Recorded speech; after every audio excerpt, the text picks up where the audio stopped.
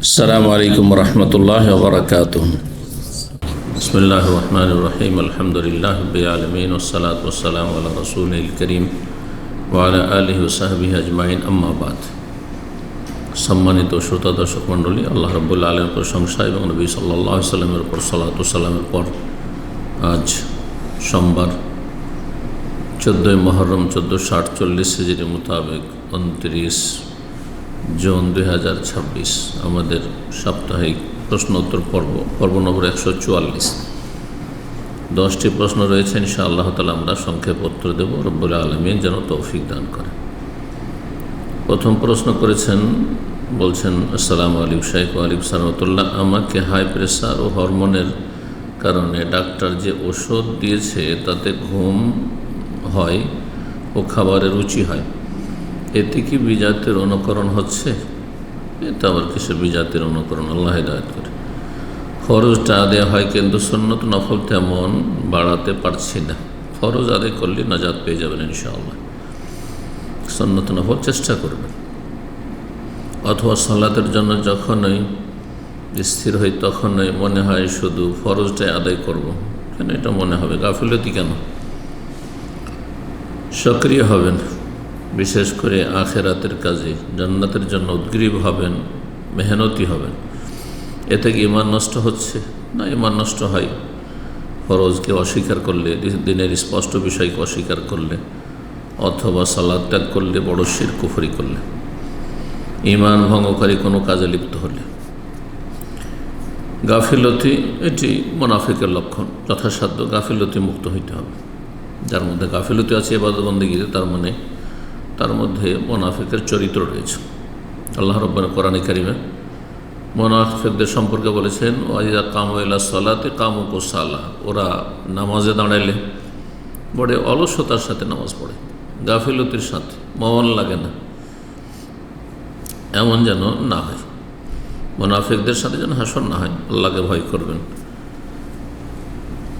আমরা যখন ভালো কিছু রান্না করি তখন নিজে মন চাইলেও না খেয়ে বাচ্চাদের জন্য রেখে দিই, এতে কি আত্মাকে কষ্ট দেওয়া হয়? সবই রাখবেন না, নিজেও খাবেন, জি, আর ছেলে মেয়েকেও খাবেন, জি। বা গোনা হবে না, তবে নিজেও খাবেন, ছেলে মেয়েদের খাবেন, এটি ভালো, জি। নাহলে অনেক সময় হয়তো খুব ভালো জিনিস রান্না করলেন আর ছেলে মেয়েদের আবেগে ছেলে মেয়েদের রেখে দিলেন, ওতে বদনজর লাগতে পারে আপনার দৃষ্টি, কারণ আপনার মন ওইদিকে টেনে আছে যে খাবারটা অত্যন্ত ভালো হয়েছে, কিন্তু নিজে খেলেন না। এমনটা অনেক সময় নিজের ছেলে মেয়েদেরই ক্ষতি করবে। 2 নম্বর প্রশ্ন, বলছেন, আসসালামু আলাইকুম শাইখ। ওয়ালাইকুম। কোরবানি শরীকে দেওয়া ভালো নাকি একা একটা খাসি দেওয়া ভালো একটা পরিবারের পক্ষ থেকে? কোরবানি সবচেয়ে ভালো গোটা উঁট দেওয়া, পুরো উঁট দেওয়া। 2 নম্বর ভালো হচ্ছে পুরো একটি গরু দেওয়া। 3 নম্বর ভালো হচ্ছে গোটা একটি খাসি, বকরা, বকরি, মেষ, দুম্বা, দুম্বি দেওয়া। 4 নম্বর হচ্ছে ওটের ভাগ। 5 নম্বর হচ্ছে গরুর ভাগ। 5 নম্বর হচ্ছে গরুর ভাগ, জি। তো এই 5 নম্বরে কেন যাবেন, যেখানে 3 নম্বরে একটা খাসি বা একটা দুম্বা, একটা ভেড়া দিলে আপনি 3 নম্বরের ফজিলত পেলেন, তো 5 নম্বরে কেন নামবেন আপনি? ভাগের কোরবানির চাইতে গোটা একটি খাসির কোরবানি, একটা পশুর কোরবানি, এটা অনেক উত্তম, জি। এবং একটি খাসি একজন এবং তার পরিবারের পক্ষ থেকে যথেষ্ট, যতই সংখ্যা তাদের হোক না কেন। 3 নম্বর প্রশ্ন, বলছেন, আসসালামু আলাইকুম শাইখ। ওয়ালাইকুম সালাম। আমার বয়স 25 বছর, আমার বিয়ে হয়নি, জানি না ছেলে না মেয়ে, জিজ্ঞেস করছে, আল্লাহ সহজ করুন। আমার কি গুনাহের কারণে এই রিজিক বিয়ে থেকে বঞ্চিত হয়ে গেছি? হতেও পারে। আল্লাহ কোরআনে কারীমে বিভিন্ন আয়াতে বলছেন, ওমা আসাবাকুম মুসিবাতিন ফাবিমা কাসাবাত আইদিকুম। তোমাদের ওপর কোনো বিপদ আপদ যদি আসে তা তোমাদের কর্মের, কুকর্মের ফল, পাপের ফসল, জি। ফাবিমা কাসাবাত আইদিকুম ওয়া ইয়াফু আন কাসীর। অনেক আল্লাহ মাফ করেন। তো এটাও আল্লাহ মাফ করতে পারেন যদি তাই হয় যে আপনার জীবনে গুনাহ হয়েছে, আর বুঝতে পারছেন আমার গুনাহ আছে, আর বিভিন্ন ক্ষেত্রে বাধাগ্রস্ত হচ্ছে, তার মধ্যে বিয়ে হচ্ছে না, ভালো পাচ্ছেন না, মনের মতো পাচ্ছেন না, বিভিন্ন অশান্তি আছে, আর্থিক সংকট আছে, রিজিকে বরকত নেই, অসুস্থ হচ্ছেন বেশি, তার মানে আত্মপর্যালোচনা করতে হবে, নিজের হিসাব করতে হবে যে আমার পাপ আছে, এই পাপের হয়তো এটা হচ্ছে কর্মফল, শাস্তি, আযাব, পার্থিব আযাব। ওয়ালা নুযিকান্নাহুম মিনাল আযাবিল আদনা দুনাল আযাবিল আকবার লাআল্লাহুম ইয়ারজিউন। আল্লাহ বলছেন যে ছোট ছোট আযাব, দুনিয়ার নিকটতম আযাব আমি দিয়ে থাকি মহাশাস্তি বড় আযাবের আগে, মানে মরার পরে যে কবরের শাস্তি, কবরের আযাব, জাহান্নামের আযাবের আগে দুনিয়াতে কিছু আযাব শাস্তি দিয়ে থাকি। কিসের জন্য? লাআল্লাহুম ইয়ারজিউন, যাতে করে সংশোধন করে ফিরে আসে। কারণ দুনিয়া যতদিন আছেন ততদিন ভালো মানুষ হওয়ার সুযোগ আছে, সংশোধন করার সুযোগ আছে, কিন্তু মরে গেলে কলমা পড়ার সুযোগ নেই, আল্লাহ বলারও সুযোগ নেই, কোনো একটা নেকি করার কোনো সুযোগ নেই। এন কাতা আনহা আমালু, আমল বন্ধ হয়ে যাবে। সুতরাং তওবা ইস্তিগফার করুন, আল্লাহর কাছে ক্ষমা চান। তওবা ইস্তিগফার করলে রিজিকে বরকত হয়, মনের আশা পূরণ হয়, এবং আল্লাহর কাছে তওবা করার সাথে সাথে দোয়া করুন। যদি বিষয়টি এমন হয় তাহলে আমার করণীয় কি? যেমনটা বললাম, তওবা করেন, গুনাহ হয়েছে তো, আর গুনাহ প্রত্যেকের আছে, কারো কম কারো বেশি, বিশেষ করে কাবিরা গুনাহ জানা আছে, অবশ্যই তওবা করা ফরজ, দ্রুত তওবা করা ফরজ, বিনা বিলম্বে। এবং তওবা না করলে আল্লাহ মাফ করবেন না, কাবিরা গুনাহ বিনা তওবাতে আল্লাহ মাফ করবেন না। খালেস অন্তরে তওবা করলে ভালো মানুষ হয়ে যাবেন, খারাপ ছিলেন ভালো হয়ে যাবেন, এবং ভালোদের সাথে উঠা বসা করবেন, ভালোদের সাথে আত্মীয়তা করবেন, বেশি এলম শেখার চেষ্টা করবেন, বেশি আমল, সুন্দর আমল করার চেষ্টা করবেন। এইভাবে জিকির আজকার করবেন, আল্লাহর কাছে দোয়া করবেন, আল্লাহ গফুরুর রহিম, আল্লাহ মাফ করবেন। 4 নম্বর প্রশ্ন বলছেন, আসসালামু আলাইকুম শেখ, আমার প্রশ্ন, কোরবানির সম্বন্ধে আমাদের বাড়িতে একটি ছাগলের বয়স 14 মাস পেরিয়ে গেছে, অথচ দাঁত ভাঙেনি, মানে দুধের দাঁত ভাঙেনি, তাহলে কি তার কোরবানি দেওয়া যাবে কি? দলিল সহকারে উত্তরটি দিয়ে উপকৃত করবেন। নবী সাল্লাল্লাহু আলাইহি ওয়াসাল্লাম তাযবাহিল্লা মুসিন্না, মুসিন্না ছাড়া কিছু জবাই করবেন না। মুসিন্নার অর্থ কি? অনেক আহলে হাদিস ওলামারা বলছেন মুসিন্না মানে দাঁতা, দাঁতা হইতে হবে। তো যারা বলছেন দাঁতাই হইতে হবে তাদের মতে হবে না, যদিও 14 মাস বয়স হয়ে গেছে কিন্তু দাঁতে নেই। এই 14 মাস এটা হচ্ছে ছাগলের ক্ষেত্রে, ছাগলের ক্ষেত্রে, কিন্তু যদি গরু হয় তো কমপক্ষে 2 বছর বয়স হইতে হবে, উট হলে কমপক্ষে 5 বছর বয়স হইতে হবে, জি। আর ছাগল হলে 1 বছর যথেষ্ট। অধিকাংশ আমাদের কাছে লা তাযবা ইল্লা মুসিন্না মানে 1 বছরের, 1 বছর বয়স হলে দেওয়া যাবে। কিন্তু কেনা ছাগল সম্পর্কে তো জানা নেই, যে বিক্রি করছে সে তো মিথ্যা কথা বলতে পারে, কারণ কোরবানির যখন সিজন তখন বেশি মূল্য পাবে, লাভবান হবে, সে মিথ্যা বলবে। আজকাল অধিকাংশ লোক অসৎ, আল্লাহ পরকাল কিছু চিন্তা নেই, পয়সা হলেই হল, এই জন্য মোটে বিশ্বাস করা যাবে না কারোর কথা।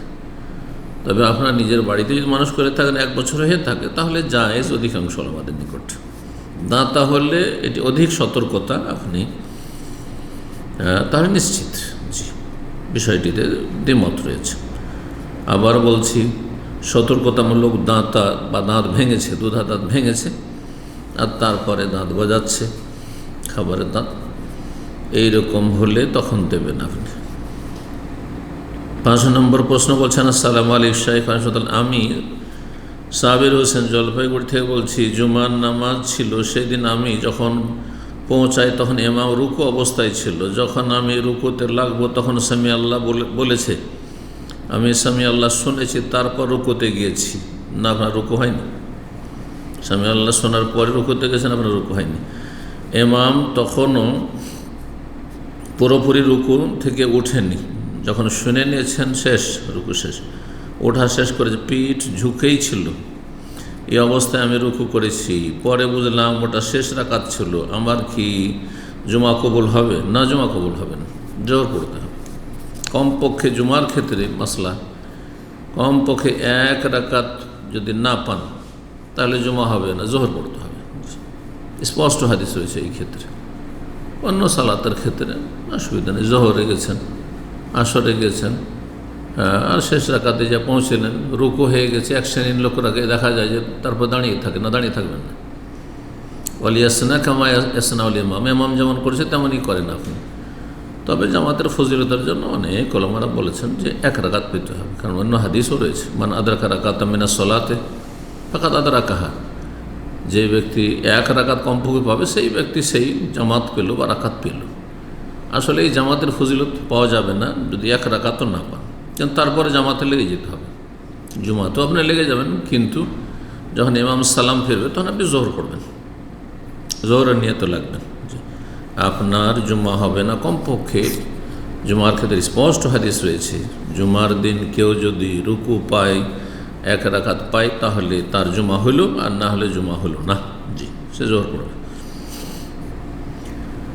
যদি আমি পরবর্তীতে জোহর পড়ে নিয়েছি, ভালো কাজ করেছেন, জোহর পড়তেই হবে, বিষয়টা নিয়ে খুব চিন্তায় আছি, আগে জুমা হয়নি, মোট কথা বিনা কারণে যদি করে থাকেন এরকম কাজ, ঘুমিয়েছিলেন আপনি, আর তারপরে অলসতায় যাচ্ছি, সংসারের কাজ করছিলেন, অফিসের কাজ করছিলেন, এইভাবে জুমা ছুটেছে, তাহলে গুনাহগার, কাবিরা গুনাহ করেছেন। আর যদি কোথাও থেকে সফর করে আসছিলেন, আর তারপরে বাস ট্রেন থেকে নেমেছেন, গেলেন মসজিদে, দেখলেন যে জুমা হয়ে গেল, তাহলে কোনো গুনাহ হবে না, কারণ তখন আপনি সফরে ছিলেন। 6 নম্বর প্রশ্ন বলছেন, আসসালামু আলাইকুম শাইখ আলিম সাহেবুল্লাহ, আমি নাইট ডিউটি করে আসি রাত 2:30। একজন প্রবাসী জিজ্ঞেস করছে, বেশে গোসল করে ক্লান্ত শরীরে কখন ঘুমিয়ে যায়, ফজরের নামাজ নিয়মিত হয় না, আল্লাহ তৌফিক দান করুন। ঈমানে জোর থাকলে শরীরও জোর হয়ে যাবে। ঘুম দুনিয়া আর নামাজ হচ্ছে আখেরাত। হ্যাঁ, ঘুম হচ্ছে দুনিয়া, আপনার দুনিয়া শরীরের আরাম, আর আপনার ফজরের সালাত হচ্ছে পরকাল, জান্নাত। আখেরাতকে প্রাধান্য দিতে হবে, তাহলে জান্নাত পাওয়া যাবে। ও আসার আল হায়াত আর দুনিয়া, আল্লাহ করে বলছে যে দুনিয়াকে প্রাধান্য দেবে, জাহান্নামে যেতে হবে। এটা করলে হবে না, ইচ্ছা করে ঘুমানো যাবে না, অনিচ্ছা করে তো ঘুম চলে এসছে, সে মাঝে মধ্যে হইতে পারে। এখানে ফজরের নামাজ 3:50 আমি রিংটোন দিয়ে রাখলে রুমের বাকি 5 জনের ডিউটি করে, তারা রিংটোনে ঘুম ভাঙে, আর তারপরে বেশি কথা বলে, ঝগড়া লাগায়। এই অবস্থা আমি কি করতে পারি? আল্লাহ তৌফিক দান করুন। এই খারাপ অসৎ লোকদের সাথে বসবাস করবেন না, জায়েজ না। যারা নামাজ কেউ সাথী সঙ্গীরা পড়লে কষ্ট পায়, তারা মুসলিম না, মুরতাদের, মুসলিম সমাজের ইসলাম ভঙ্গ হয়ে যাবে। নামাজিকে দেখলে কেউ যদি ঘৃণা করে, অথবা কেউ নামাজ পড়ছে রুম থেকে, সেই জন্য তাকে ঘৃণা করে, নামাজের জন্য জাগছে সেই জন্য কষ্টবোধ করে, তাহলে সে কাফের হয়ে যাবে। সে নামাজের জন্য তাকে ঘৃণা করছে, হ্যাঁ, তার রূপ চেহারা দেখে ঘৃণা করছে না, ঈমান ভঙ্গকারী বিষয়টি, মুরতাদ হয়ে যাবে।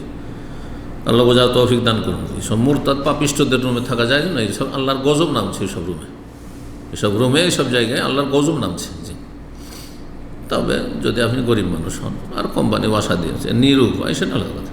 পয়সা আল্লাহ, ভালো স্যালারি আছে, কোম্পানির বাসা আছে, অন্য জায়গায় থাকে না, অসৎ লোকের রুমে কেন থাকবে না?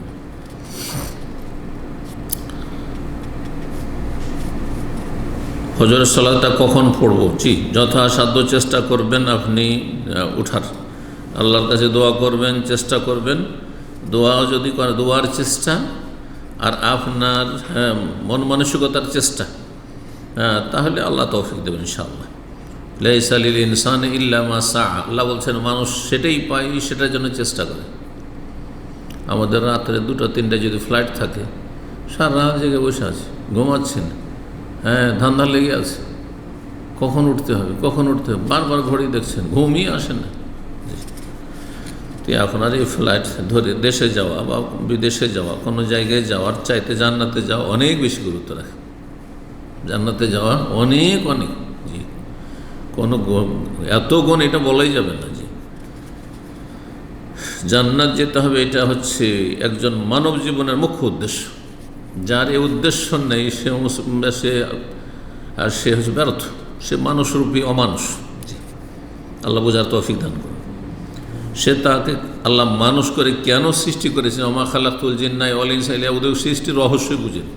আমাকে কেন আল্লাহ সৃষ্টি করলেন, কেন দুনিয়াতে পাঠালেন, কিছুই বুঝেনি। আল্লাহ বোঝার তৌফিক দান করুন।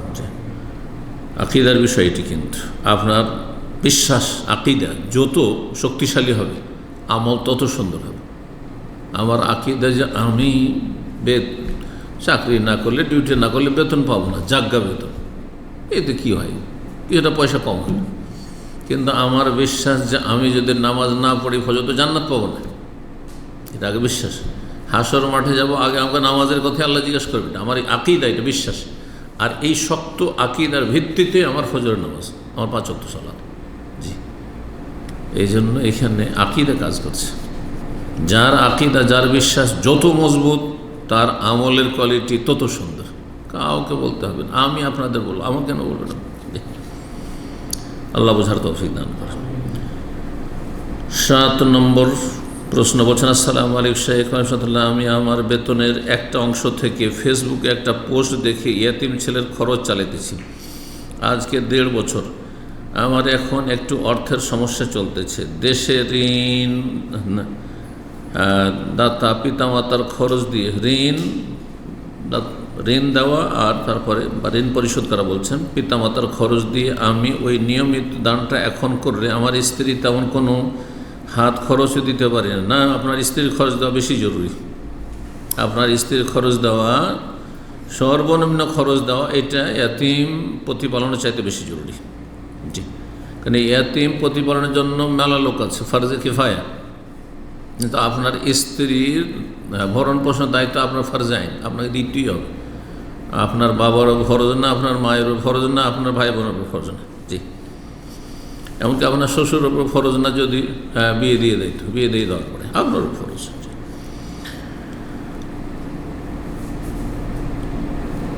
বলছেন যে আমার স্ত্রী বলে, তুমি আমার খরচ না দিতে পারলে তাহলে আমাকে তালাক দিয়ে দাও, এখন আমার করণীয় কি?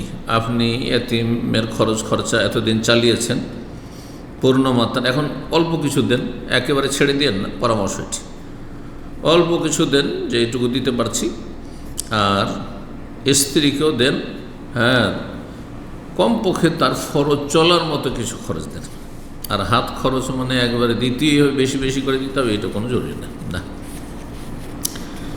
3 বার খাওয়া দাওয়া দিচ্ছেন, কাপড় দিচ্ছেন, বস্ত্র দিচ্ছেন, থাকার জায়গা দিচ্ছেন, আর তার সাথে টুকিটাকি যদি কোনো খরচ থাকে। আর প্রতি মাসে হাত খরচ এত টাকা করে দিতে হবে, এটা কোনো শরীয়ত না।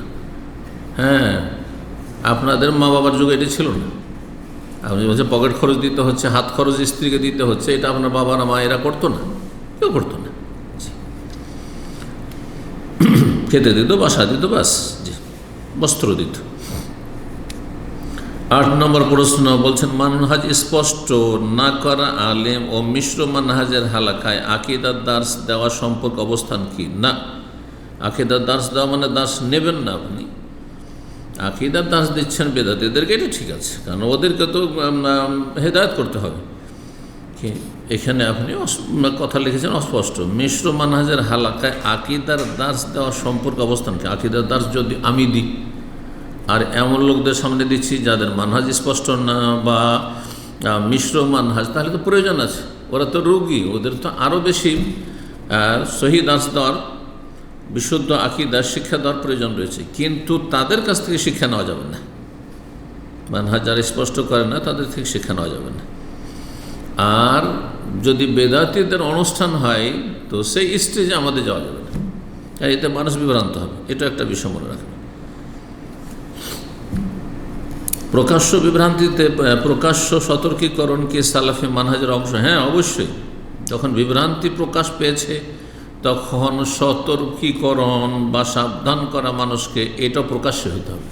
এটা বললে হবে না যে ওনার ভুলগুলি আপনার পার্সোনাল কেন বললেন না, উনি কেন পার্সোনাল লেখেন না, ওনারটা সোশ্যাল মিডিয়াতে ছড়িয়ে পড়েছে, ওনার ভুল ভ্রান্তি আর গুমরাহি, আর আমারটাকে লুকিয়ে লুকিয়ে বলতে হবে না। এটা জাহেলদের কথা।